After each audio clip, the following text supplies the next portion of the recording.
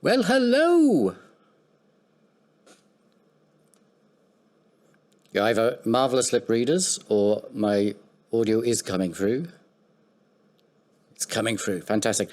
Can you hear my air conditioner? I can turn it off as a sacrifice. You can't hear my air conditioner. Oh. What glory is it? You mean I've been sat through all of those hot days without my air conditioner on and it didn't matter? I know. What can you do? What can you do? It's lovely to see everybody. So, this is, I believe, our last session. I've actually turned my air conditioner on. I can hear it for some reason. It's annoying me. But there you go. I wanted to make the sacrifice for you. So welcome. So we've got Michaela, and in Michaela, is that Latoya I see? I think I do. And Luella, and Kelsey, and Kirsty Lee, Louisa, Tammy, Niela, Jade, Katrina, Chloe. Lovely to see you. And yeah, this is our final session on Big Q. Final session forever on Big Q at an undergraduate level with me, unless you fail. I might like you so much I deliberately fail you so I can see you again next year. But so don't be too nice to me, because that could happen. Okay, so today we're going to focus on the thematic analysis assessment and a particular part of it, which is the bit of the visualization, that figure that you've got to do, that non-linear visualization. So we're going to focus on that today. And just as a reminder of where we're at in terms of our reading, so for the reading that accompanies this, chapters 10 and 11, I'll just flesh some more stuff out in relation to qualitative research for you.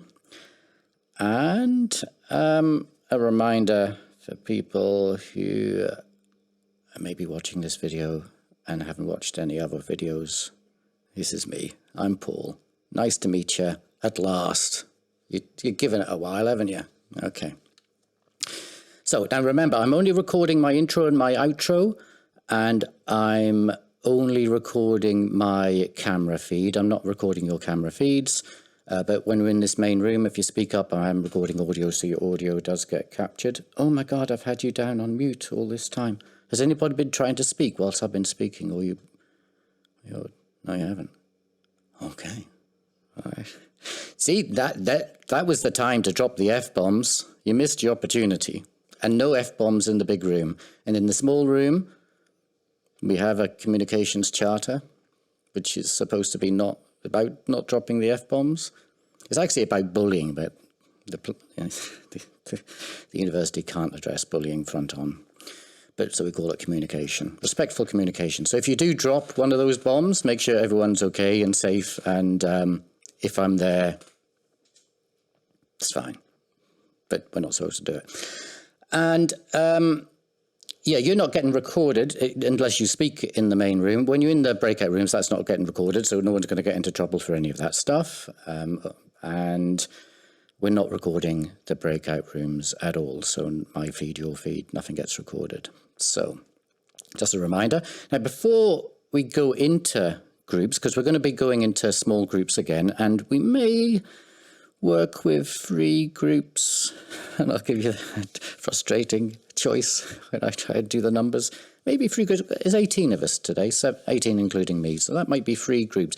Slightly, I want to be slightly on the larger side because we've got an activity today, and the first thing I want you to do is to make a choice. There are 2 options for you, and just think about this as I babble on and go through the rules and all the rest of it. So one of 2 options. I want you to choose either to take part in an activity where you use the themes that come from the exemplar document, that ideal answer that I gave. And don't worry, you don't have to go searching for it because I'll put those themes up for you. So either use those, so themes already given to you, but remember that transcript is not the one that we're using for the assessment, so the themes are going to be completely unrelated to what we're going to be looking at in the actual assessment. And option 2 is for you to use the themes that you're developing already from the transcript that you're going to actually use in your assessment. So I'll tell you what the purpose is for here. So if you want more time to be working on the visualization part of it, that's the bit that you're really struggling with, you might choose option 1, because you don't have to think about which themes you as a group are going to settle on. You don't have that discussion. You just go straight into the visualization. So that might be an option for you, option 1. Or if you've just not looked at the transcript yet, it's a couple of weeks away before that assessment is due. So if you haven't looked at it yet, you haven't worked out your themes, option 1 is good for you. Option 2 is good if you have done some analysis, you've come up with some themes from that transcript, but you want to test them out with colleagues. So that might be a good option for you because you can talk about those themes. It's a good option if you don't need as much time with the visualization, because you're going to spend a little bit of time agreeing which themes you're going to use today, but also checking each other out in terms of, not checking each other out. Cameras off for that one. Checking out each other's themes to give yourself some assurance that you're actually getting good themes in terms of you're getting some of those latent themes rather than semantic themes. There's a little risk in this because we're collaborating, and the higher education sector is completely obsessed with this notion of plagiarism, if you hadn't noticed already. So there is a danger that you could end up with the same themes as someone else. It's unlikely unless they're your clone, unless they've had the same life experience as you, read the same things as you. Basically, they are you, and they think exactly like you, and they might have come up with the same themes, those latent themes. Remember, those are the themes that are not actually written. They're not actually words in the transcript, but they're things that connect those words that haven't been actually literally expressed in the transcript. So there's that danger.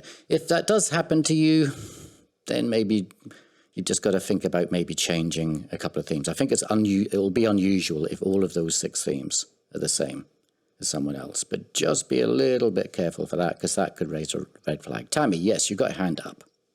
So basically what you're saying is there really isn't really a right or wrong answer because everyone's going to come up with different themes. Exactly, yeah. Excellent. Yeah, the only right or wrong really would come whether it's semantic or latent. They're both legitimate, but we're after those latent codings for the HD category.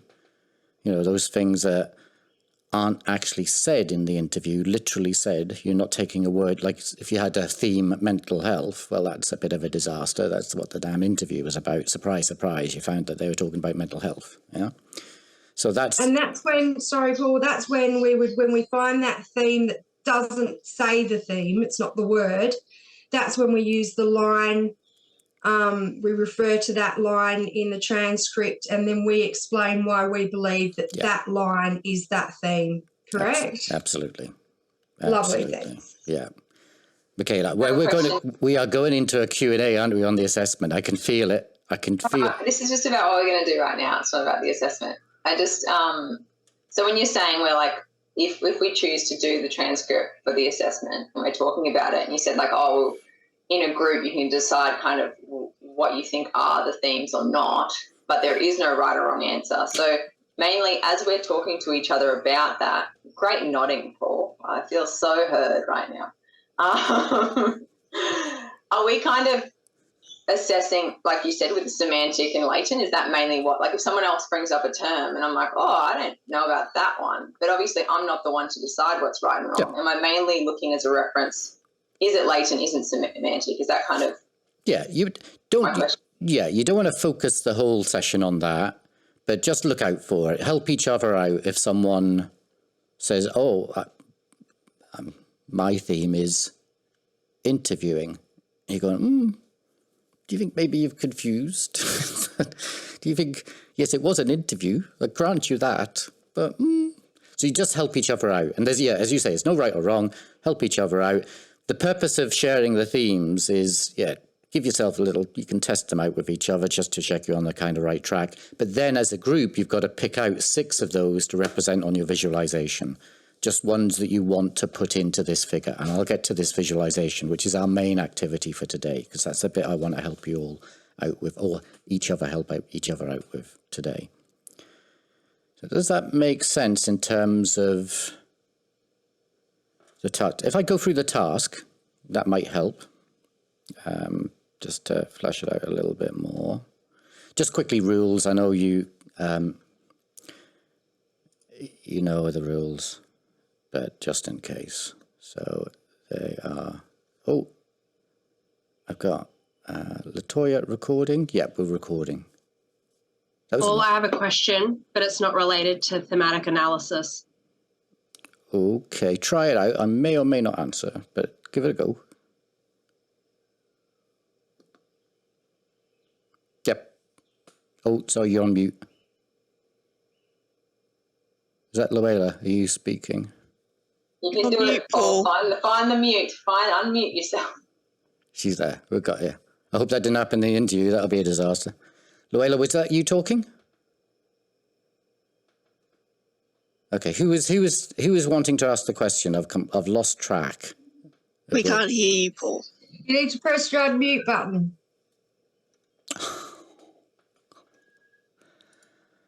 It was going so well. That was a test.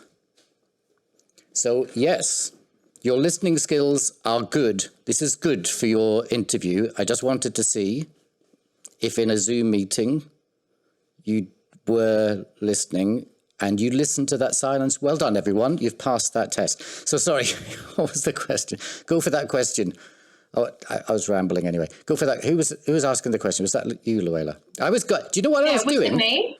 I was it doing. me? Yeah, I think. I thought you didn't hear me. I was like, oh my gosh, there's something wrong with my sound. Do you know what was happening? I was on mute trying to tell you that you were on mute.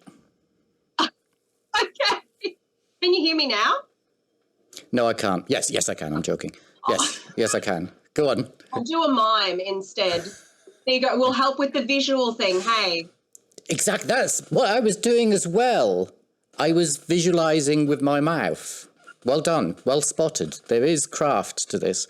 Go HD. On. Go awesome. on. HD. Luella, go with your question. Okay. So this is to do with the interview, but it's also going to tie in with the thematic analysis. Oh, okay. Mm-hmm.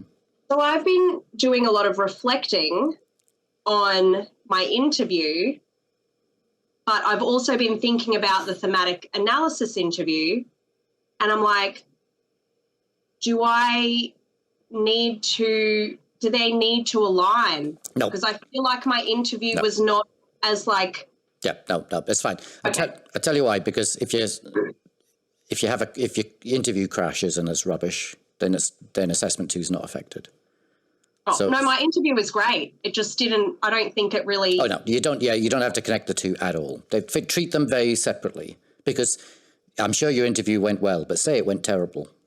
Maybe you just think one word answers is great. You know, God, we got it over with. It was really efficient. Like literally 15 seconds, nailed it. Question 1, yes, no, yes. Question 2, and you go through, nailed it, and then your analysis would be terrible because your themes would be positive and negative. Yeah, okay. Let's crack on with the agenda. The agenda's a little bit complicated, but here's a sort of summary. You don't have to read it. I'll actually, what I'll do in chat, I'll post you a web page that you can go and visit, and we'll just check that everyone can visit it. Okay, so in chat, have a click on that and it'll open up in your browser, or copy that and paste it into another window in your browser. And there it explains things a little more.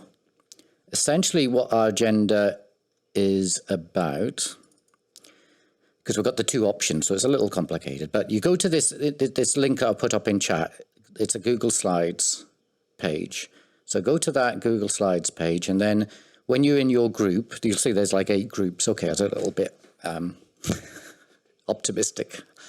But we're going to only have 3 groups. So you just go to, if you're in group 1, go to the slide for group 1. Agree your themes if you're in option 2. If you're in option 1, you've already got your themes, and you'll see in the slide that there's a list of those themes from the exemplar, and then a mapping out into a figure, which is not a good figure for us. you can talk about why I want you to delete that figure. So you look at those themes and you map those themes into your own visualization. Option 2, you come up with your themes, agree your themes, write your themes in place of those themes that are in there in that yellow box. And then you do your illustration after you've decided which themes you're going to concentrate on. So that's essentially what you're doing. You're replacing that linear figure with your non-linear figure to illustrate the list of themes you've been given or the list of themes you've agreed on. So that's essentially it. If I just pop over just to Moodle, just for 1 second. So you'll see it explained a little better. I hope it's a little better in Moodle under, where are we? We're not there, are we? So under week 8, by the way, if this link to the audio, so this week we only had an audio file, just one audio recording. It's 50 minutes. So I do go on, but that's our last bit of lecture material. If that does something weird, just go straight down to that link below and that will play. There's some reason Moodle's been playing around with it. Hasn't been dealing with this very well, this file here, when you play it. So just go to that link below.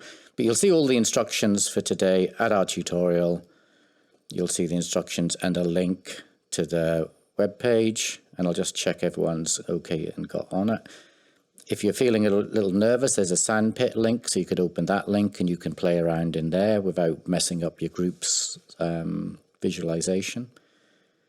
And the other thing to keep open would be the marking rubric during the activity. Look at that third criteria, visualization.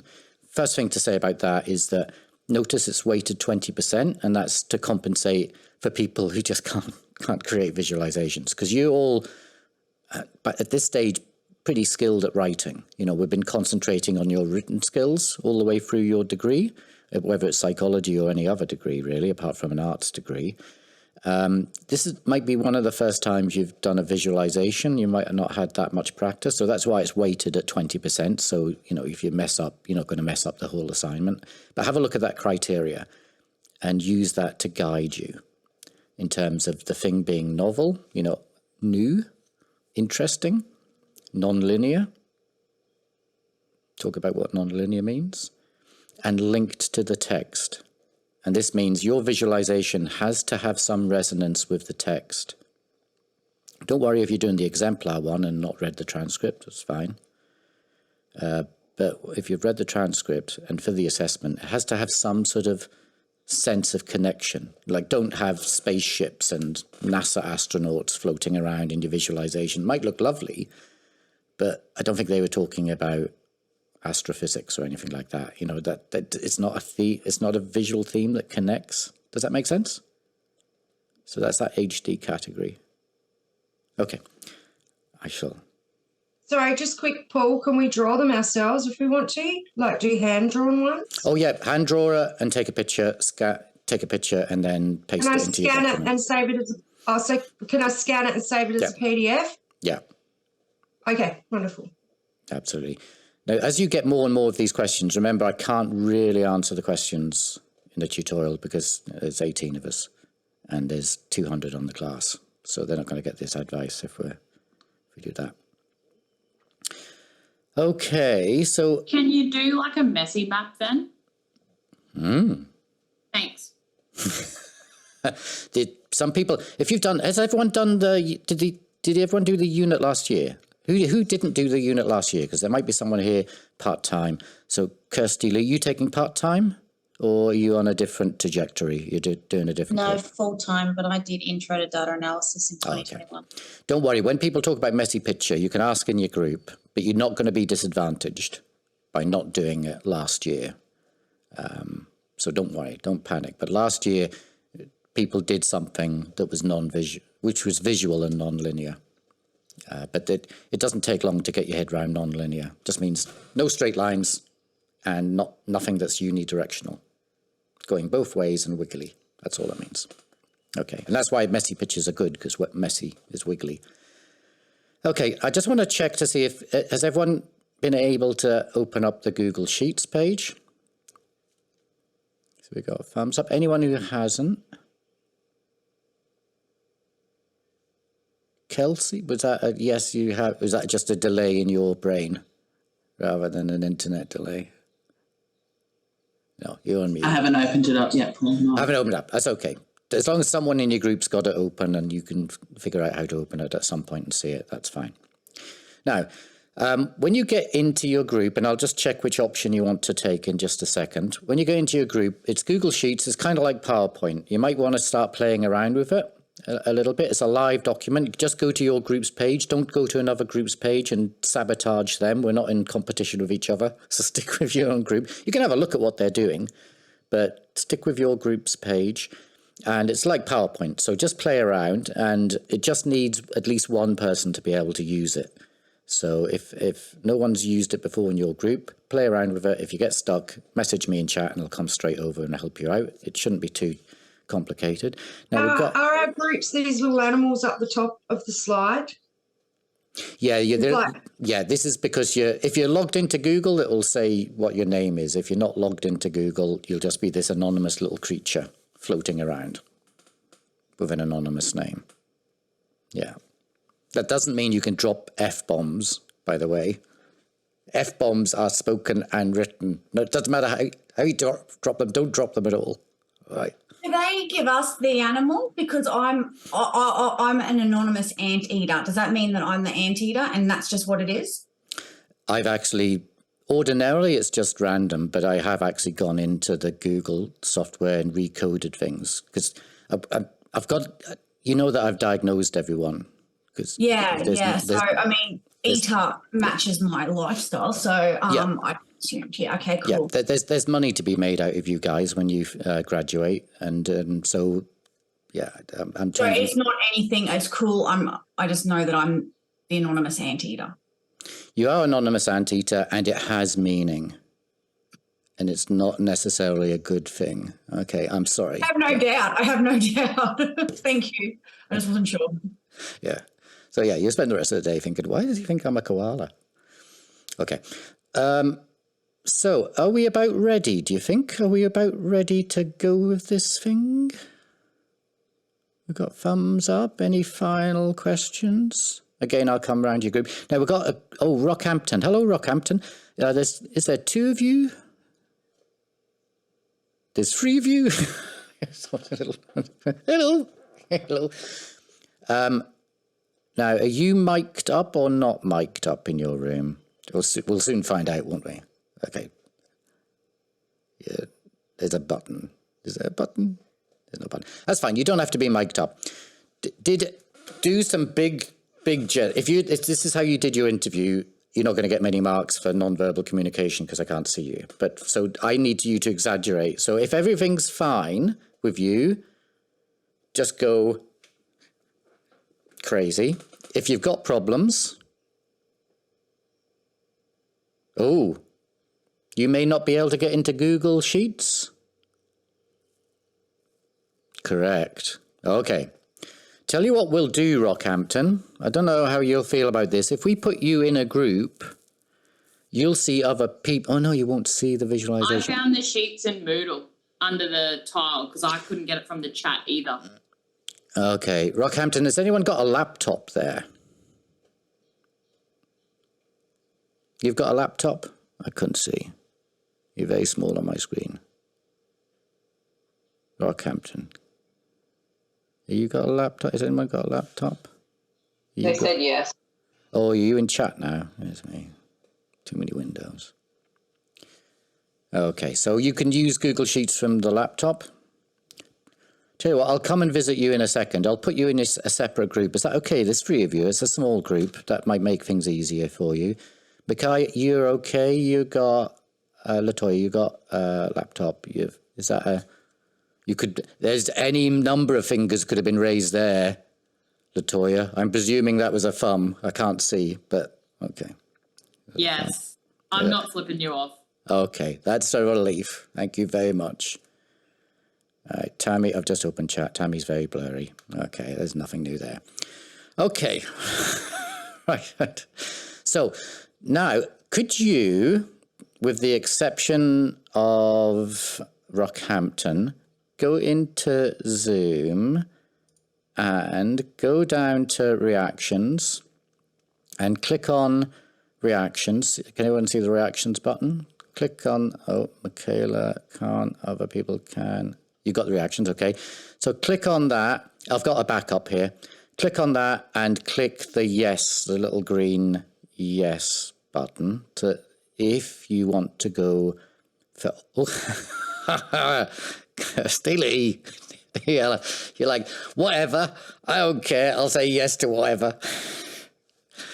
I can trick it. Right. Luella, what are you... Oh. I got so excited. I pressed all my buttons. Right, look, I know you're fed up with me giving you these false choices, but come on. Behave yourselves. This is our last session. Latoya, I'm noting it. Luella, Latoya, I've taken note of this. Naila, I know you've taken it down now, but I remember. And who else was it? It was Kirsty Lee, wasn't it? Clicking you. Yeah, I'll go for option whatever. Okay. Option 1. Click the little tick. Or if you can't find it, put your thumbs up. Luella's just going to tick the no just to test me. Okay. So we've got Mackay. Peace to you, Luella. Oh, number 2. Oh, got you. Oh, okay. So sorry, what is option 1? Option 1 is using the exemplar. The exemplar document. I'll put this back up. Option 1 is the exemplar theme. So you don't have to share your own themes. You're just using the themes that are given to you.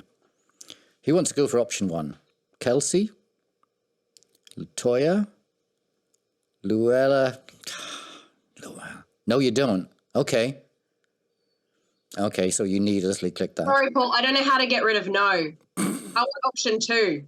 You're really negative, Luella. You know, you really got to talk to someone about that. You need positive thinking. Just take it again. Okay. So what I'll do is put Jules, Kelsey. I was only Jade, Noella. Right, hold on. Right. Jesus, it's going to be time to go in soon, isn't it? Right, here we go. So I'm going to assign, I'm going to do this out loud. So we're going to have 3 groups, maybe. 4 groups, right. So for group 1 are the people who go in for option 1. So here we go. Who's going for option 1? So that's Latoya, Mackay Huddle. That's Kelsey. Here you go. Jesus. Right, Jules. You're going to be so disappointed there. No more tutorials like this, aren't you? Katrina. I do realise some people might have clicked the button and can't unclick it. Louisa. Okay, so that's everyone for option 2. Option 1. Oh, Jesus Christ. Option 1. I'm just checking, Luella, just checking you're listening, that's all. Don't get me with your negative thinking. Is that everyone for option 1? That's good. Okay. All right. So now I'm going to play some music as I... Oh.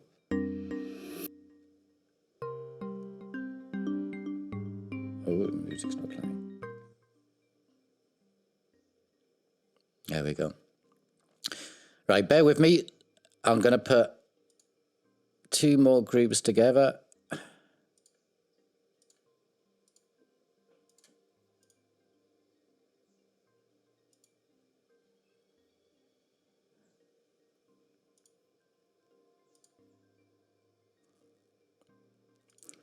Rockhampton, I'm just going to keep you in a separate breakout room. If you can't go into the breakout room, you just stick in the main room, okay?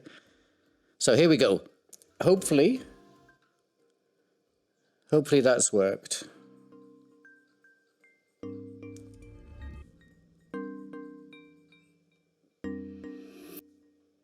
Is that worked?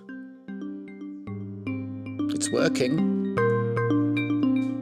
I thought that was so stressful.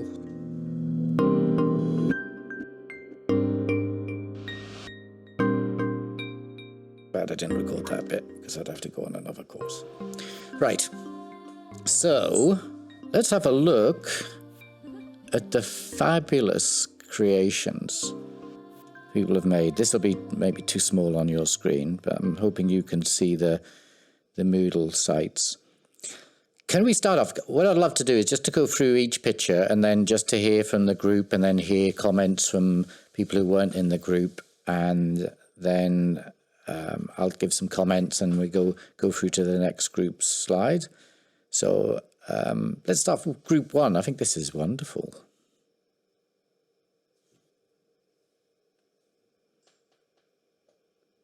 Okay, you can use words now. So I just... She's just dreaming about spaghetti. How amazing. Spaghetti is how comforting it is to all of us in any situation. Yeah, but I'm not going to... We're not moving beyond spaghetti, are we? We're not going to let that go from last week, are we? We're just making it clear. You can learn about it from your family. You know, your mum teaches you how to make spaghetti. I mean, that's quite comforting. Maybe. But yeah, no, we've got a whole bunch of things. Well, not a whole bunch of things, but, you know, started off with comfort. So I kind of got the ball rolling with sleeping. You know, like nothing, I think more of comfort and lying in my bed with my blanket up and just being all nice and warm. And then we kind of branched out from there. Anyone else want to add something in? LaToya? Just that other than the one sort of square line, none of our lines are linear. Actually, I'm going to delete that because it is a big fat no. Oh.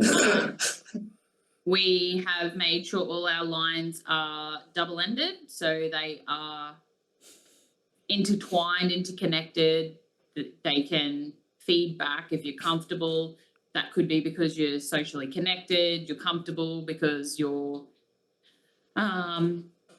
you've had self-care. You need to be comfortable, have a good night's sleep, which is comfort, to participate in self-care. So they all sort of intertwine, almost like a spider's web, really. I think it's fabulous. I've also started colouring in the lines because I realised they were all black and it was very confusing. So I've just started adding random colours to different lines just to show where they're all going. I think it's great. Are we going to do such a thing as a... Oh, I haven't set this up. I didn't think about this. Are we going to... I haven't got my sound of applause. Should we give a round of applause? We'll have to do it. God, that's lonely, isn't it, when it's just one man clapping and everyone else is on mute? Well done. Group 1, I thought it's fabulous. Have we got questions? Oh, Luella, you doing the sign language clapping? Impressive. And the thing, and people got the little things up. Fantastic. Anyone got questions for Group 1? I think it's lovely what Group 1 has done. I think there's a lot of people with curly line envy in the other groups, thinking, Jesus, how did they do the wiggly bloody lines? Keep a note of the people in that group that you heard speak. You may want to... Definitely spaghetti bolognese envy. Spaghetti bolognese, eh? I like how you've managed to link it all together and you've used no words, so that's really clever. I think it's great. Fantastic. We are short on time. What I'm going to do is shift... By the way, Group 1 were fantastic, but they had a little comfort blanket, I think. They didn't want to let go for some reason of the linear map. Because they... Maybe this was just in case you made a mess of this one. But I think making a mess is a good thing to do on this one. I'll comment at the end. I think it's... Yeah, Group 1, fantastic. Group 2, wow. Wow, look at Group 2. Oh, wiggly lines. Ooh. Group 2, explain yourselves. This looks beautiful. feel like we've just been here. We're just still putting lines. As many squiggly lines connecting to as much as they can. But this is all I've got. So I feel like if we had more time, we would have many more lines connecting all the things to different things. Because essentially we wanted to, if we had more time, communicate that every theme is attached to every other theme and they're not disconnected from each other. So it might not be represented with those few lines, but that intention. Because accountability can connect to institution as well and norms. So we just hadn't got the lines in yet. I think it's great. I love the images. Really love the images. Wouldn't it be great if the assessment... Emergency. We're being evacuated. That wasn't me. Back in a bit. It wasn't me. Did someone say bias in that room in Rockhampton? Rockhampton are off. I did warn you. They've set off the campus. That's what I thought. I'm like, you said the word. I know. The power, you see, the power. Rockhampton, I hope you're safe. Yeah. I have a question. So with this particular map, image, there is a few that are a little bit smaller than the others. Does that mean the ones that are a little bit bigger are the overarching themes? Is that where you guys were headed, or yeah? Yeah, I don't think we had time to really do the positioning and the sizes. Like, we were still in the middle of finding the pictures and then attaching the words. And so, yeah, I think, don't look too much into, I think, the size of the pictures, but generally we had, we had power, which was our overarching theme. And then the two subs was institution, the two other themes were institution and intrapersonal. And then that came down to our three sub themes. So, I mean, I think you can still kind of see, it's where the overarching theme, and it's kind of filtering down. But we hadn't really got to the point. I think we ran out of time of sizing our pictures. So, thank you. That's a good pickup. Again, a beautiful picture. We'll go to group 3, but that was a really good point being made there. We've got group 3. Wow.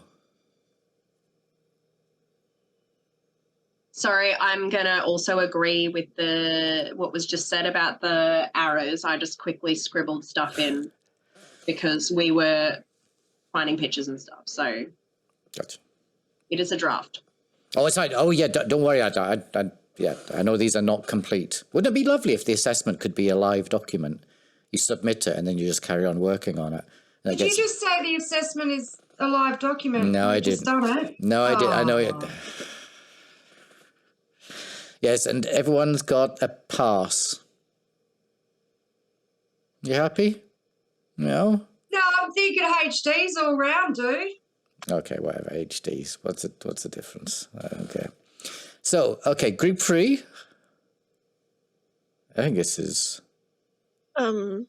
so at the top we had knowledge, thinking of the lines of how knowledge is power, and on the one side with the people on the arrows is privilege, because people that have privilege are steaming on ahead, as it looks like in there, and then privilege would go down onto who then takes responsibility, and then who has accountability. But we also got in a bit of a discussion about responsibility and accountability and what that actually means, and who is responsible and who is accountable for things.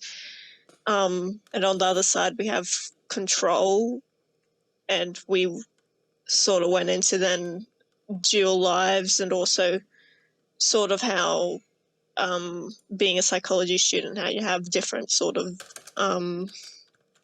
views of yourself, and how learning about psychology changes how you think in a way that I guess makes the field difficult to tackle at times, I guess is sort of where we were going with. I think it's really good. Yeah, it's really good. I'm amazed that so many people could take the transcript so differently, and yet you don't. It's like, before I did this, I thought the themes we would come up with would be so different. Like, we all have so much, each person is bringing in how they interpret the text. Then when we actually told each other what we thought, you know, the overarching theme, when we spoke about it, was all different. But then once we got further in, lower, all the themes were the same, but different words and different maybe ways, but it was all very similar. And even, like, obviously wasn't in this group, but like one of the pictures is the same, and they've got power ears and we had power. Like, it's really interesting how,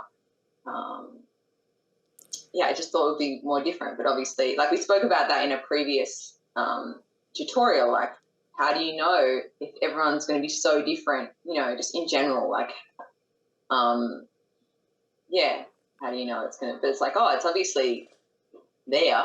We're all seeing something kind of similar, right?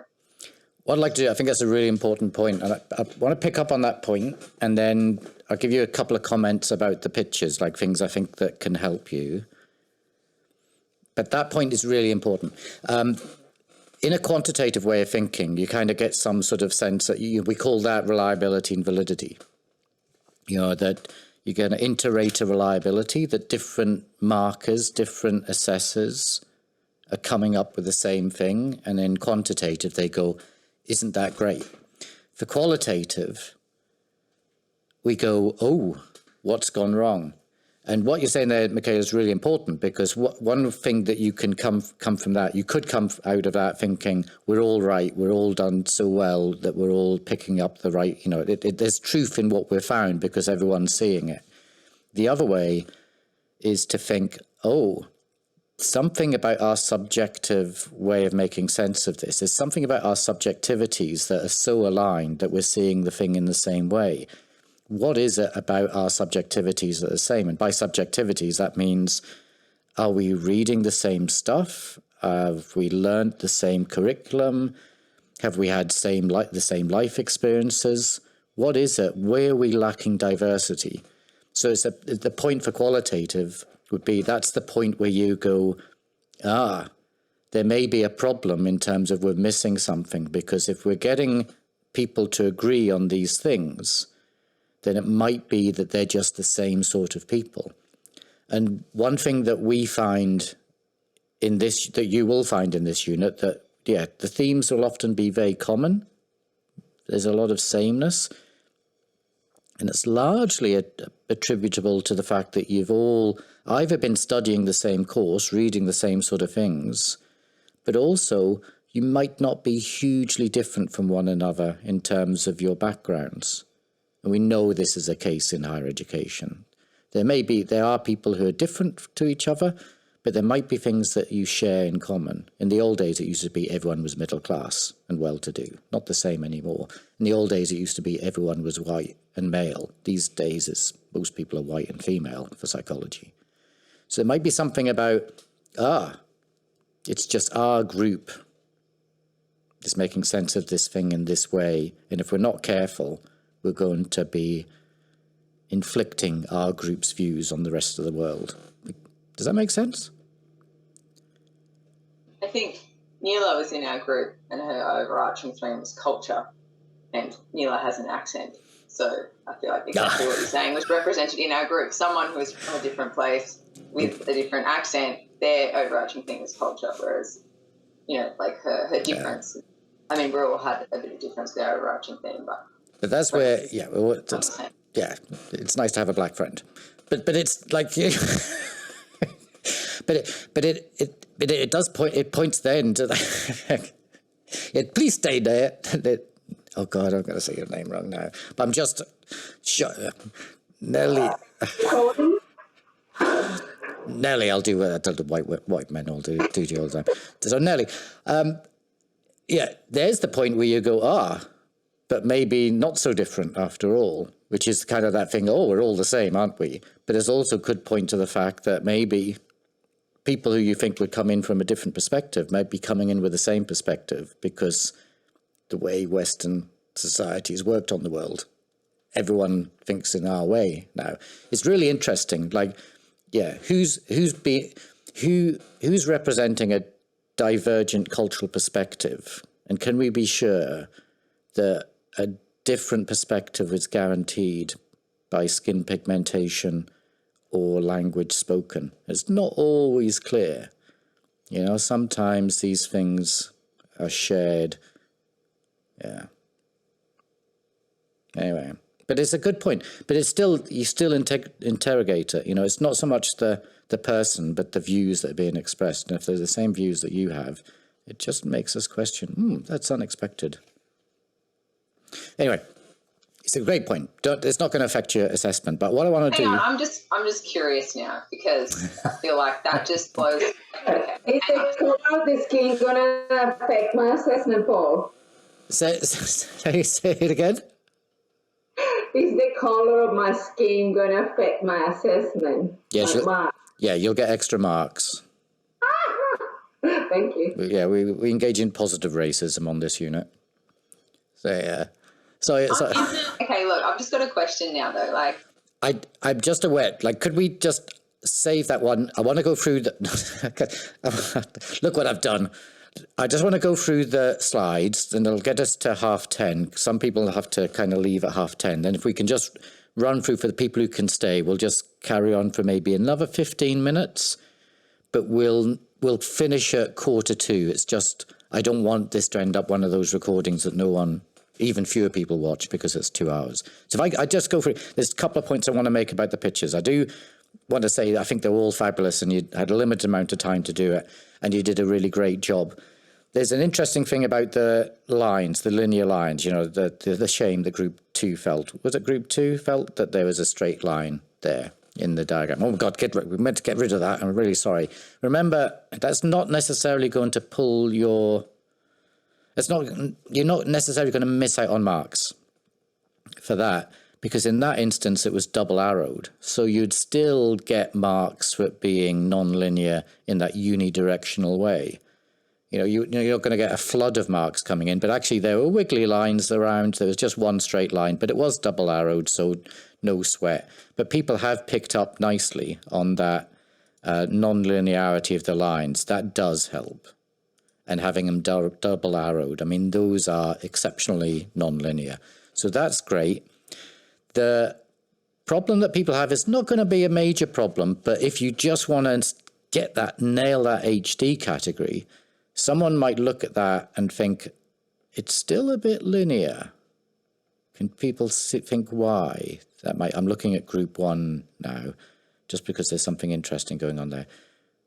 It could still go, that's still linear. Actually, Group 2, they could go... The photos are still in the same square shape? Yeah, and this is not going to be a big thing. Like, we're not going to be completely nasty on this stuff and just say, oh, no, not going to give you non-linear marks because of the square images. But most of the images you'll pick are in boxes. So you still get that, you know, it's like that, isn't it? But with pictures in the boxes and the squibbly lines replacing the straight lines. If you want to, don't worry about this. But again, I'm talking HD category for linear and non-linear. What you could do is what Group 1 did there, which is stick it in a fluffy cloud, but also use images that have got white backgrounds. If you want to be really smart, you look for images that have transparent backgrounds. They're called transparent PNGs. PNG is just a file address after what do you call it? The file type. If you're not that good with, you could take the photo into Paint and then use the spray paint thing around it to take the lines away and then save the image. It's a long way, but yeah. Exactly. Yeah, you could do that, or even given that, you know, we're looking for non-linear. Oh gosh, I can't find how to do that. Can someone go in? If someone's still got it open. I've forgotten how to do this. So you could stick images in any sort of bubble or circle or any sort of shape that's not a square. That's what you're pretty much trying to say. Is that right, Paul? Yeah, and you could also just squiggle around it. Just go squiggle, squiggle, squiggle. So I can't find my pen. Do you know what I mean? So you could as you did those squiggly lines, you could just squiggle, just shade around it or something. But don't obsess about it too much. But if you really were looking for perfection, that's kind of what you'd probably do. Just thinking, oh, everything's in boxes. What was that called again? That PNG, what'd you call it? I'll write it on. I'm so sorry Thank for this you. group. I'm writing on your beautiful thing. So it's like file, like whatever the file name is. So say flowers. Oh, God. Flowers. Jesus Christ. PNG. And the thing you'd search for in Google would be transparent background. PNG. And then, yeah, your thingamajig. But, like, don't get too obsessive about this. Remember, you can just make it messy, so you just squiggle around it. The other thing that was interesting that we got onto is that, yeah, no group had the time to really show that relationship between the sub-themes, themes, and overarching theme. So to try and find a way of representing it that isn't in this hierarchical model. And one way that people were talking about and were getting around to was that thing about just making it bigger. And making doing it by size so it becomes obvious. And the final thing is, again, people just ran out of time. I think people kind of knew how to do this, was when you have your themes, like you're going to get to delete that box. Oh, group one, I'm so sorry. I'll put it all back as it was in a second. So you delete that box, but you've got to make it clear what relates to what. So having those names of themes on the image or right next to the image will make sure that it's clear. Because if you miss that, you'll get feedback just saying it's not that clear. So those were the main comments. There we go. Yeah.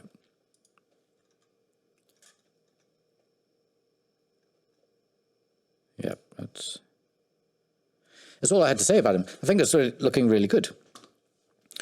Again, don't stress out about that bit. It's only 20%. Now, just before we go, and not before we go, but before people have to leave at 10:30, or it's just gone after 10 Queensland time. People got to go.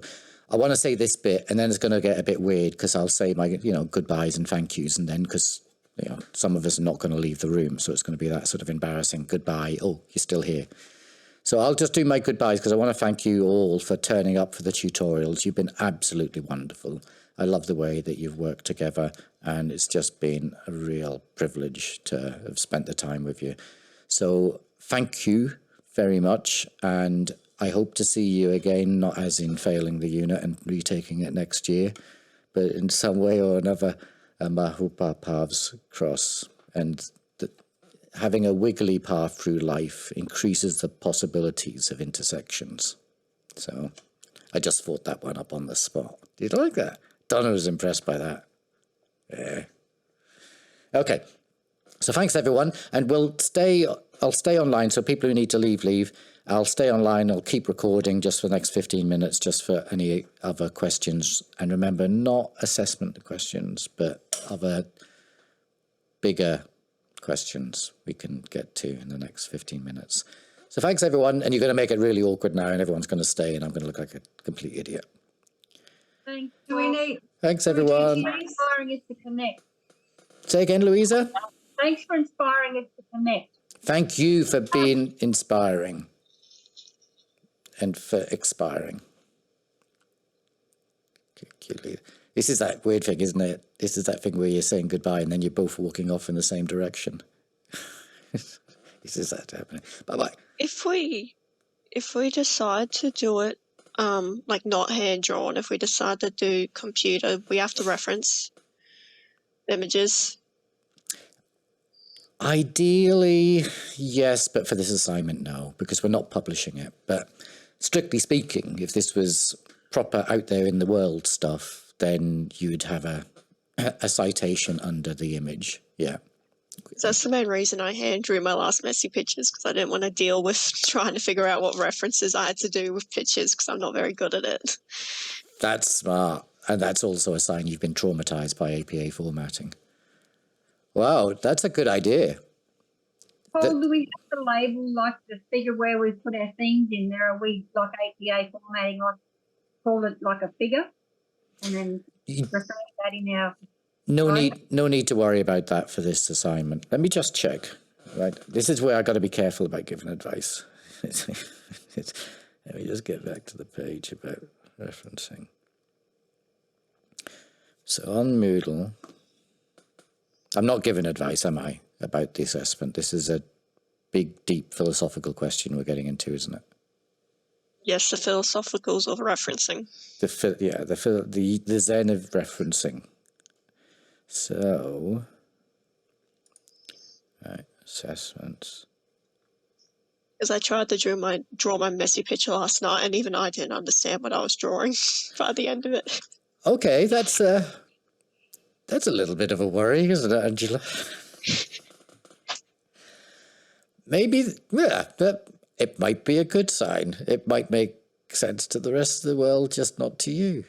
If you're constantly finding that no one can understand you, then if you can't understand yourself, that might be the moment of coherence. Right, let's get to assessment. So I'm in Moodle, and this takes an age. The example one's got it labelled as figure 1. Oh, sorry. Oh, Louisa. Sorry, I still thought we were on the citation stuff. Oh, yes, figure 1. Yeah, labelled. Yeah. If it's not in the APA, whatever, I don't care. But yeah, because in the text, when you're writing the text, you kind of say, here are my themes as illustrated in figure 1. And then you have figure 1. Just so, yeah, just a label on it. And I don't care about APA formatting. Oh, so you do want figure 1, figure 2 underneath the figures on the messy maps? Yeah, but I'm only after so that one. we can relate them back into our writing, is that correct? Yeah, but one map. One map. So if you got 2.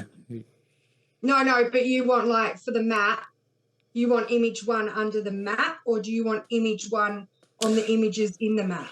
No, just one for the whole thing. Just be figure 1. When we insert it into the Word doc, you just want figure 1 under there. Yeah, okay. Yeah, so this is figure 1. So I know, because sometimes it just looks as though the cat's vomited up on the page.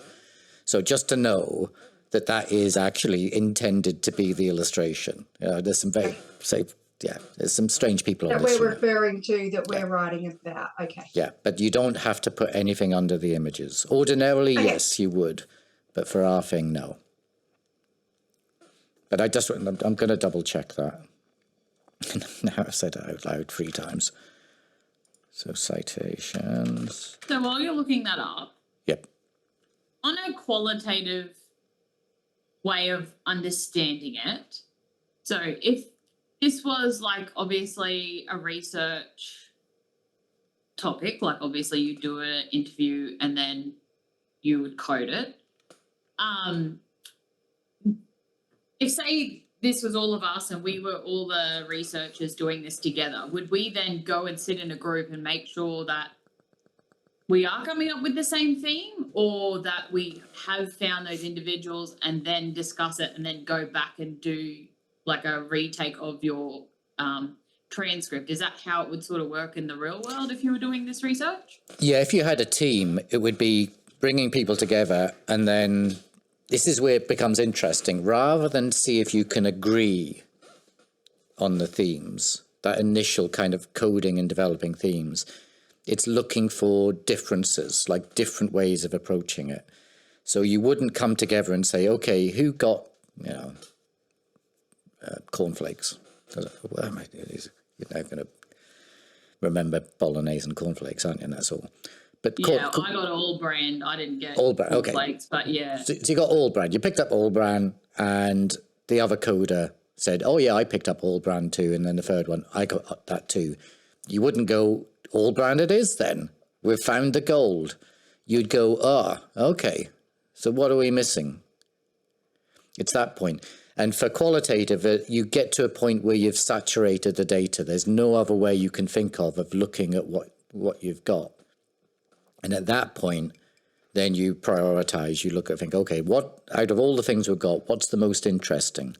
What's the most consequential? What's the most surprising? but you never go to that thing where, what's the thing that we've all picked up on? Because remember, in qualitative, frequency counts mean nothing. The fact that it's the same with interviews. If you have, it's a common mistake. People interview 10 people and they say, oh, 6 people said this. And you go, that's completely irrelevant. There's 7 billion people on the planet. 6 people said the same thing. What the hell? You know, it doesn't matter that 6 people. If you've got 10 people, it doesn't matter that all 10 people said the same thing. So then how does it work to present what you've found then? If the idea is to find that gem in the dirt, how do you then get to that end top, like your report write-up or whatever, to say, this is what it is? 4 people in the group think it's this, but this is what was missing and this is what's the most sparkliest thing. How do you get from there to there? Does that make sense? Yeah. You're kind of doing it for this assignment because when you're bringing your subjectivity in, you're doing it to find surprises, the things you didn't expect to see in the transcript, the things that disconfirm the way you think. With a team, for the project, what you'd be doing is doing that same sort of thing, but thinking more in terms of the literature. Okay, have we found something here that hasn't been written about, that's interesting, unique, or has a potential to change the way we think? So you'd be looking for the things that have importance. So what we're not seeking to find truth in terms of a consensus around something. What we're trying to find is a different way of thinking about this thing, a different set of questions to ask that would be transformative. Because our assumption is that we don't really, we're not after discovering truth, but we're just really the point of qualitative is to find new ways of looking at things that give rise to new questions that quantitative people can then go out and test if they want, or developing new theories that people can go off and test.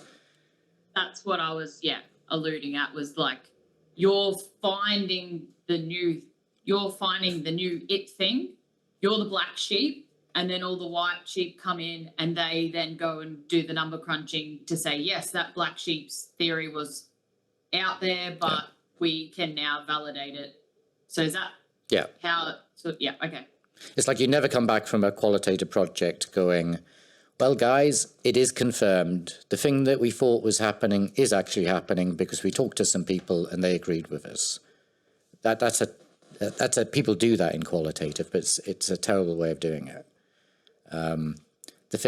What you want from qualitative is that you come back and go, okay, guys, the thing that we thought was happening might not be happening because some people said some stuff that surprised us and is making us think maybe something else is going on. That's a success. That would be a successful outcome. So we're not after confirming knowledge we already have by asking people, do you think this thing is happening? Yes, it is. Great. It's confirmed then. It is happening. You're looking for the outlier. The equivalent of the statistical outlier. Yeah, the thing that breaks the pattern. That in statistics you get rid of, don't you? You're saying, okay, we can get rid of those outliers. Don't worry about it. They're not important. There's only one or two of them. I didn't realise I just used a statistical term. I am traumatised. So we can reclaim the word outlier. Think of it as law, in the way law operates as well. That law often works on a single case can transform law. Just the prosecution of a single case can create new legislation or a new way of implementing legislation. And it just takes one. It takes one case. You don't have to have 100 cases being tried for the same verdict. Statutory interpretation. Yeah. And that, all you have to do is argue one little part from what may have come from a case and connect it to something else, and you can change the way that law or the way that case can flow. So, and for future cases as well, because you've been able to argue that point and prove that fact. Yeah. It's that exact same way. And it's with art and literature. the same sort of thing, that you're not looking for the same thing again and again and again. You know, you're looking for people writing about things in different ways, creating art that makes us think about things differently. You know, even when they do repetition in art, it's done to get us to think about something slightly differently. So would one person interview different people, or do you have a group of interviewers asking sort of similar questions? You'd maximise the opportunities for finding things different. So, you know, you'd get Neela and said, could you come along? Because you've got to sound a weird accent. So, you know, we want you in. Yeah. She'd say, come along. But that's what you'd do. You'd seek to get, how can you maximise the possibilities that you'd be interpreting things in different ways or picking up different things. So it's very much about, you'd want to bring diversity into your team of having different interviewers, or if you can't bring diversity into your team, you seek it in the participants. So you just, unless you want to find out what, you know, white men think about a particular thing, you would deliberately seek diversity in your sample. So for a qualitative project, you're only talking to maybe 10 people, and you try and sample in a way that has different people there, that you can catch different life experiences to get you to think about a thing in a different way. So for us, you know, we'd be a terrible group to interview, because we might all be thinking in the same way, because we've all been at university for a certain period of time and read the same sort of stuff, and we all watch Lego Masters and love it. I like using my mum as a scientific project without her realising, and then I tell her about 2-3 weeks later that that's what I was doing and find it quite entertaining. So I even ran that question by her, because she's not a psychology student and she doesn't go to uni. I asked her the same question to see what her thoughts of it were. So that was really interesting to see as well, because like you said, and that's what I was thinking, like, you know, when you're asking a psychology student, you may get the same answers and you're going to get those same themes and threads and things like that. And I thought it was interesting to just try and ask my mum, who had no connection to any of that, what her perception would have been. So yeah, that came up with a whole set of different interesting themes as well. So yeah, it's a really good, like, yeah, don't say out loud that you're experimenting on your mum again, but apart from that, you're experimenting. I mean, all good psychologists do experiment on their families. You know, it started as Skinner and people, but it's exactly that. It's asking someone who you think will come up with a different point of view. It's that thing where, you know, if you go on holiday to somewhere that's a bit different to where you normally live, that you see things that you wouldn't ordinarily see about yourself, or inviting someone in from a different culture, they'll see things that you can't see. You know, they'll come in and say, why are you eating fermented cow's milk? That's disgusting. You know, and then you go, oh yeah, that's cheese, isn't it? I suppose that is what we're doing. But it's so normal to you, you just can't think of it as anything other than delicious. You know, it's that same sort of thing. You know, why are you shaking hands? Well, COVID made us reevaluate loads of things, isn't it? It's getting that opportunity, the things you think are true and the things you think are normal and the assumptions you carry, is those opportunities to try and disrupt it. And it's not just doing it for the sake of doing it, but it's because the world isn't working quite as well as it could. I don't know if you've noticed, but there's lots of stuff going wrong, lots of people really unwell, unhappy, lots of things going wrong all over the place. So we need... Say again, yep. Niela, you... No, you can finish. I was just going to say the world's not... Can you hear me? Yeah, I was going to say that the world's not a great place, so we need to be doing things differently, and this is why we need that. You know, think about things differently and see if there's stuff we can change. Go on, Niela. On that note, was there an intention for you to pick that topic for us to do this assessment? Is there any intentions behind that? Yeah, there is. Yeah, I mean, basically I picked it because I want to brainwash us. Yeah. No, I see it like you're trying to prove a point that, like, I have done my thing a couple of different times on different days when I've been a student one day and then done it that night, or I've been mum that day and done it that night. And what we just did back then was like pretty well everyone come up with even the same pictures that described it. It's trying to find the weirdo. Like, hello, weirdos, come out. Like, come on. Like, let's activate a new side of your brain. Like, is that sort of, it's like, it's not a trick thing, but it's pointing out the obvious that, hey, you're all following the same way. Where is that other weirdo? Hang on a second, because I am the person who chose the thing that we did on the, like, when I look at it, power was my theme. And, okay, I could go after this tutorial and think, oh, I've messed something up and I am not thinking enough differently than what I'm meant to be thinking. But actually, when I think about mental health, I wouldn't expect the power. If I just haven't looked at it and I said, here's an interview about student mental health. What do you think the main theme's going to be? I think if I just thought about it, I'd be like, I don't know, social something, or the main theme would be, I don't know, something. I wouldn't expect power to be the main thing, like the main theme. So I don't know if I will change my mind, because that's what I think. I think, no, it is different to what I think. I wouldn't have expected that to happen. Even though we all went there, it still wouldn't have been my expectation of that's the main thing to do with the student mental health. But I kind of also think, like, although it's finding, like, that is my something else. Yeah. Even though we all thought of it, kind of. It's a really important point, because you don't want to just find a different point of view that's absolute nonsense.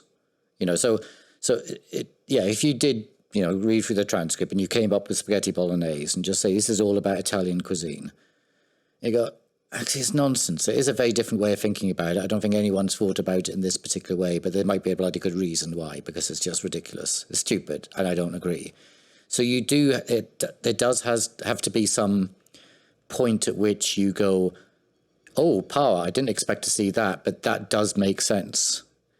And it's that thing where you're not just picking something because it's different, but you're picking it because it makes sense to you, or it's consequential. So for you, Michaela, it'd be like, oh, I didn't expect him to be talking about power, but of course it's about power.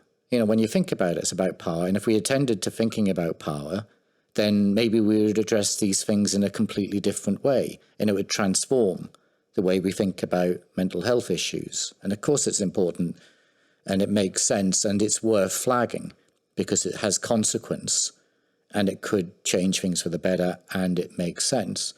So you would do that. So it's not a case of just looking for a different way, just banally looking for a different way. And that's where subjectivity comes in again. It's that it has to be purposeful and have a goal, have an aim, have your values embedded in it. So if you're driven by wanting to help people who are in distress, then you're picking something, you're thinking, okay, how can focusing on power help? And you go, actually, it could. How could focusing on Italian cuisine? I don't think that's really going to help. So it has to be driven. I think too about, like, you talking about, looking for this, like, lots of people came up with the same thing, and that's like a negative kind of thing. Possibly we're all too similar, right? But it's like, I am the similar person, let's say, right? I can't not be. I mean, I can be like, okay, maybe there's other things, and be curious and open. But, like, mine wasn't culture, because that's not my story, like Neela's was, or like that, so it's kind of, I don't know. I feel something. I don't quite know what it is, but you're saying, like, that's not me intended, but that is me, obviously, because that's what, yeah. There's an interesting thing in when people do analysis, like when they pick up, I only just picked up that people are putting stuff in chat, and I also am aware that we're running out of time. But that thing about power is important, because the way people pick it up, and this is where you bring your subjectivity in, you're thinking, this is important.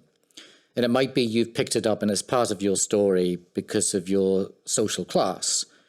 And if you have lived, I'm making no assumptions about you, Michaela, but if you're not part of the aristocracy and you're not born into a wealthy, influential family, you either might not think about power, or you think about power as a really good thing. This is the thing that makes sure people do what you want them to do, and it has a really good effect on the world because it keeps order. If you come from a social class background where you're kind of traditional working class or never part of those, higher circles, the rich people, then you tend to have this view of power. Power can be really damaging, and it can have a really bad effect on people, and it's linked to things like oppression. And that's where you link your subjectivity in. So you find that it might be people are picking up power. There might be some aristocrats amongst us who are kind of doing their analysis and go, oh, jolly good. Oh, yes, it makes me think of me and Smithers. And, mental health at university, it's like not enough champagne, dear boy, or something like that. It's like, and they're thinking, oh, yes, power, lovely stuff, more, please, But where someone else is going, yeah, I never felt I belong because there's always the privileged people who come here, and it's not for the likes of me, and power's been always an issue because I've always been told what to do in my life, and blah, blah, blah, blah. So you pick up, that's where your subjectivity comes in and your reflexivity. And then you think, okay, my way of thinking about power, what consequence is that going to have? Is that going to be helpful? Is that going to be useful way of thinking about things? I've gone off on one, haven't I, Michaela? And how do you know if it's going to be helpful and useful? Yeah, it's like going, what else is there? Okay, you get to there and you go, is my subjectivity helpful and useful? Then you take it to the world, and the world you want to take it to, where I would take it for mental health is I'd go to psychiatric survivor groups. I would go to people most impacted, who are the most negatively impacted by the thing that you're looking at, and going to them and saying, would this help? Is this a story that helps you? Is this a story that works for you? Does this help get people to think differently? Does this transform anything if we focus on this rather than this? That's what I think ideally would happen, but typically what would happen is we publish it in an academic journal where lots of middle-class people read it, and the hope that someone will be able to make sense of this in terms of, will this have an impact in the way that we imagine it would? But it's always that point where you do have to, you're right, Michaela, there's only so much we know, then you have to test it out on an audience, and that's the point where you have to publish. You have to put those views out there, explain why you've come up with what you have, why you're making sense of it in the way you have, why you think it's a useful way of making sense, and then subjecting it to peer review, but also ideally review from people at the grassroots. We don't do enough of the grassroots stuff. We typically subject it to peer review, and then you've got that same old problem.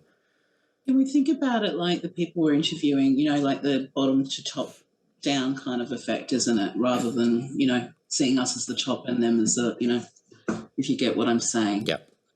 Yeah. Yeah. We interview a lot of people. We typically interview downwards. Yeah. We typically interview poor people because they're easier to get to. There's more of them, and you can coerce them easier. This has really crossed into sociology for me. It is. I mean, there's no surprise that qualitative research is very established in the social sciences. And in psychology? It's great. It should be more mixed together. I didn't know we hated each other so much until I did sociology. What if our sub-themes, we have themes and they different sub-themes, but the sub-themes can have two different meanings in the different spheres. How do we sort of do the bridging of the gap? Because my overarching theme goes into two polar opposites of, because I was doing academic knowledge and I was doing the good side of it and the bad side of it, but then the sub-theme sort of overconnects if you look at them deeper. Same coin, different sides. It's interesting. Look at it, it's the same coin, different sides. Oh, yeah, I couldn't hear you, sorry, yeah. It's a really... Is it diversity? Well, I had like pathology and privilege. And then if you look at sub-themes like blame or responsibility, you could be like, well, on one side, they're putting the responsibility, that's a form of pathologizing, like putting the blame responsibility on someone. But then the other side is we're telling the authorities to take blame and to take responsibility. So there's two sides of it. It was funny that you say that, Angela. Someone had mentioned in our group external locus of control. I have nightmares from locus of control, just from another assignment. That I tell you, that would be a good way of explaining that. There's a couple of things going on here, and I'm going to have to close the meeting down shortly. Not because I could go on forever, but as you know, but it actually because you're just so wonderful. You're sparking off great stuff for me, and I know you've got... Anyway, we've got to close. There is this thing that, because we've got to mark you, we have to have a criteria. This is the odd thing. This isn't going to help you at all with the assessment, but to help you get out of that rabbit hole, Angela. And lots of you will fall into this trap as well. The more you think about it, the more things unravel. And one thing that will unravel will be the overarching... Careful with this bit of the conversation. Erase it after I've said it, okay, because it's not going to help you. One thing we've got is a structure, overarching... themes, sub-themes. There's a hierarchy that's being imposed on your coding and your thinking and your theming.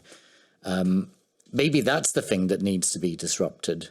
Maybe it is that sort of way of representing, as you're describing, Angela. It doesn't work, does it? It doesn't work. You can't have an overarching theme that's like has good and bad. Is good and bad the overarching theme? But then when then your themes are the same. They just look differently, and it just becomes weird. I can see where you're having pain, and it might just be that doesn't fit that form. That maybe it's not a hierarchical thing. Just things are just interconnected in non-hierarchical ways. But that's not going to help you for our assignment, because I need that hierarchy, because I've got to grade you against it, because we have a criteria.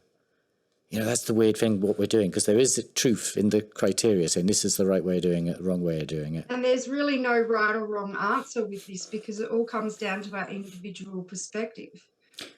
Yeah, and you say criteria, then that was my point with my question. Like, I come to study psychology because I want to help people and blah blah blah, and then I realized this is a bunch of bullshit. Yeah, you get to the bullshit bit. Yeah, that's the ultimate destination for a lot of this stuff. Thank you. The weird thing I'm really glad you said that, Paul, because I was like, I'm just going to do my map, like just all the stuff, and then they're all interconnected, and maybe it's not obvious which is the main theme and which is the sub-theme and which is the overarching theme, because they're all mixed together. So I'm glad you said erase that, because now I'm like, oh no, you have to know what the hierarchy is for our assessment. So that's good, because I was going to just draw my map like, this many circles over many different things with all the themes. So that's good. Thank you. But there's no words on our map either, is there? It's just all pictures and lines. All pictures and lines apart from the words of the themes. But just on that point, hold on, I'm trying to get there. So I'm looking for Moodle for the marking rubric. It sounds like I have to reread the interview again. I've read it like about 6 times, Angela, and every time I use a different highlighter, because then it helps me to pick up new things as well as relate old things to the new things I've picked up, and then I can find the latent, what's the word for it? I did that. Yeah. I tell you what actually. What my latest? Sorry. No, it's good. I'm sorry, I'm speaking over people. I've got to close down, but it's such an interesting. Thanks for bringing up such an interesting point right at the end. But It's almost like what you're doing, essentially this is true of all qualitative. You take a snapshot of a thing. It's not the end thing. It's like you capture something in a moment of time which reflects your moment of thinking at that time. And then you know that, well, you hope that when you come back to it, it'll change. It's like nailing jelly. The sense you'll have is that you're trying to nail jelly, that you never know when this thing is going to settle into its proper place. And the moment you try and fix it down, there's something not quite satisfying about it. It's that thing, I haven't quite got it right. So you just got to recognize that. You're just capturing a moment when your analysis sits in a particular type of way that seems to be useful. Nail it down, present it, but know that it's still fluid. The thing about what you were saying, Michaela, about it doesn't fit into the theme, overarching theme. It's much more complicated because that's linear, that's hierarchical. It doesn't fit into that hierarchy, these codes.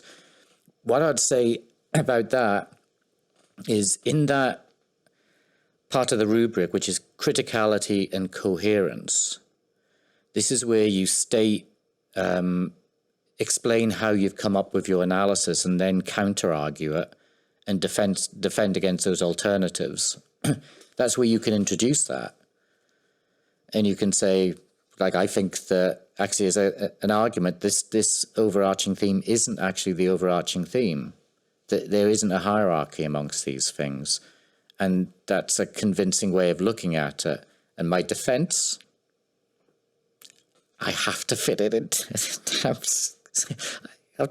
the only way I can get my marks. But, you figure a way of doing that. Like, to counter that, that's the structure we have to work with. So it works in the hierarchical structure, but it does need thinking about. Maybe these things aren't suited to a hierarchical thinking. And that would be a really impressive piece of thinking, So for the pictures then, like you said, for the rubric or something, so do you really want the hierarchy? Like, do you want the main one at the top and then the other ones at the bottom and then the other ones at the bottom? You do want it like that, or we can't scatter it all around and connect it? You can scatter. You can scatter, but what we'll be looking at, because you can only have the names of the themes, like the 6 themes, sub-theme, overarching themes, that it has to be clear what is the overarching theme just from your representation. So that could just be like sizing. Size, yeah. Yeah, kind of. So you can, highlight that. Yeah. It's got to be, it's using a normative convention almost. Like size, we usually do this thing, bigger's better. Yeah. Apart from, last decade where bigger was smaller. Yeah, okay. We will. It's not what you do with your hierarchy. Anyway. So its size can represent it. That hierarchy top to bottom can represent it. So those are the traditional ways. That's very linear to me. Very linear. The top to bottom, you'd be fine if you did it, but you're right. That's more of a hierarchical structure. So if you wanted it fully non-linear, you're not going to miss out on marks by having a theme here and then theme. Sorry, overarching theme. Okay. Yeah. You're not going to miss marks by having that sort of a structure as long as they're in nice little bubbles or whatever. Yeah. So you won't miss out on marks because for non-linear, we're looking for those lines, no avoidance of straight lines and unidirectional. So things can go up and down. Yeah. But if you really wanted to embrace non-linear and non-hierarchical, you could just have them as bubbles, bubbles in bubbles and big things and small things. Yeah. Still hierarchical, but it's not that top-down thing. Yeah, thank you. But there's the main thing is, remember, it's 20% the visualization. It's just got to be clear what visual image represents what theme, and does the way that you've put them on the page represent the connections between them? And yeah. I'm going to go. Thank you so much, Paul. Thank you. It's probably a good time for us all to go. So Paul, just quickly, so you only want it worded, you just want wording for the main theme, you don't want words for the sub-themes? Basically 6 just think of them as putting your titles in. So 6 titles, In the map? In the map, yeah. Each picture has a title under it. Okay, or on it. Can it be Correct, yeah. cleverly, artistically on it, not just under it? Okay, cool. Yeah, you can have multiple pictures under one theme, but it's just clear that this is that overarching theme, has the name on it. So, yeah. Right. But Thank beyond you so much, Paul. That was a lot of fun. Thanks. Thank you so much for sticking with me, and you've just been I really have loved these moments, because I really You're amazing, and I've enjoyed your company. Thank you very much. Likewise. Did you notice that, look, I had a new desk and I set up and look, I was doing a poll. Hey, it works, isn't it? Spaghetti bolognese and product placement is the 2 learning outcomes that I was aiming for. Major key. And by the way, the reason why that transcript was what it was is because I never got to answer it, is because I wanted to tell people studying psychology that if you're depressed or anxious, it's not because anything's gone wrong with you. I wanted that transcript to get that message to as many people as I possibly could, that it's not your head, your brain hasn't gone wrong. If your brain's spaghetti, it's beautiful spaghetti, but you're not the problem. The institution is the problem, and that's why I did that transcript. That's the purpose. Thank you, Paul. It worked. Well, Thank you. We'll all be doing qualitative honours, I reckon, with that kind of. That's great. I've converted you all. Yes. Thank you. Go spread the word. Read the gospel. Yeah. Yes, I shall keep using my mother as an experimental tool. Okay, that's good. I've got to play some. Do you get like commission from every time you feature the book in the video when you put it on your YouTube? Oh, absolutely. Yeah, absolutely. This is Sponsor. It's a sponsor. It's the sponsor. I mean, my drinking habits are expensive, and You can't claim that on tax yet either. no, you can't. No, it's a disgrace. Right, we better go because this is descending rapidly. Thank you. Thank you very, very much. Thank you, Paul. You've been amazing. Hope to see you again. You guys have been amazing. I've loved spending time with you guys. You get gold stars, Paul. Gold stars all round. Oh, it's very nice. Whoops. Oh, no.